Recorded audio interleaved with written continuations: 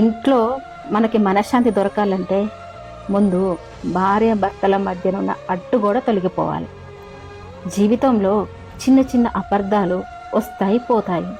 ఇలాంటి చిన్న చిన్న విషయాలు బయటి వాళ్ళకి చెప్పుకుంటామా సంసారం విలువ తగ్గిపోదు. ముందు ఇద్దరి మధ్య మనసులు కలిసి ఉంటేనే ఎంత పెద్ద సమస్య వచ్చినా కూడా చాలా చిన్నగా అయిపోతుంది.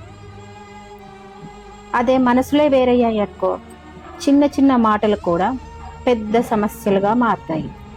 సంసారాన్ని కాపాడుకోవాల్సిన బాధ్యత ఇద్దరిపైన ఉంది. ఎందుకంటే సంసారం అనేది ఒక అద్దం లాంటిది. ఎవరైనా మూడో వ్యక్తి దూరి పగలగొట్టారనుకోండి, ఇద్దరికి గాయాలవుతాయి.